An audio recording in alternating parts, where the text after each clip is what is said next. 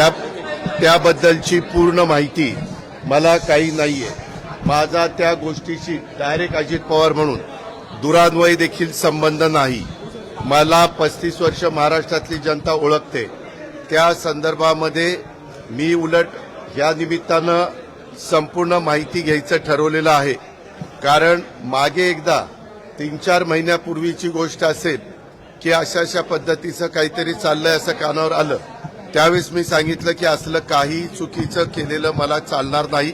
असल्या कुठल्याही चुकीच्या गोष्टी कुणी पण करू नयेत अशा स्पष्ट सूचना मी दिलेल्या होत्या। परंतु त्याच्यानंतर परत काय झालं ते काही मला माहिती नाही।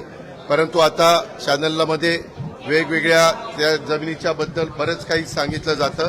त्याची इत्थंभूत माहिती काय डॉक्युमेंट्स आहेत काय नाही, कुणी परवानगी दिली कुणी नाही, मी आपल्याला सांगतो। मी आजपर्यंत कुठल्याही माझ्या जवळच्या किंवा लांबच्या नातेवाईकांच्या संदर्भामध्ये कुठंतरी त्यांना फायदा होण्याच्या करता एकाही अधिकाऱ्याला कधी फोन केला नाही किंवा कधी सांगितलेलं नाही। उलट मी या निमित्तानं महाराष्ट्रातल्या जनतेला नाही परंतु उपमुख्यमंत्री म्हणून अधिकारी वर्गांना आणि कर्मचाऱ्यांना सगळ्यांना सांगेन की जर माझ्या नावाचा वापर करून कुणी चुकीचं करत असेल किंवा त्याच्यामध्ये नियमात न बसणारं करत असेल तर त्याला कुठलाही माझा पाठिंबा नसेल। मी फार कायद्याच्या नियमाच्या चौकटीमध्ये राहून काम करणारा कार्यकर्ता आहे हे आपल्याला सगळ्यांना माहिती आहे। आणि त्याच्यामुळं मी आता मला आज कुणीतरी दुपारी मगाशी एक दाखवलं, मुख्यमंत्री म्हणाले की ह्याची चौकशी मी करतो। जरूर मुख्यमंत्र्यांनी चौकशी करावी, तो त्यांचा अधिकार आहे।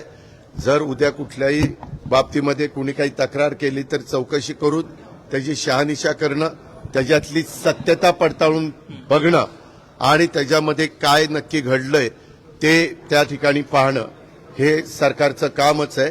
नसतं तर तुम्ही म्हणलं असतं की बाबा इथं कुठंतरी पाणी मुरतंय। तुम्हाला सगळ्यांना माझा स्वभाव माहिती आहे, मी कधीही चुकीच्या कामाचं समर्थन केलं नाही। जर चूक झाली तर मी कबूल करतो, ही माझ्याकडनं चूक झाली मी ती दुरुस्त करतो। परंतु ह्याच्यात माझा दुरान्वय पण संबंध नाही, मी कुणाशी चर्चाही केलेली नाही, मी त्याच्या संदर्भात कुणाशी बोललेलो पण नाहीये।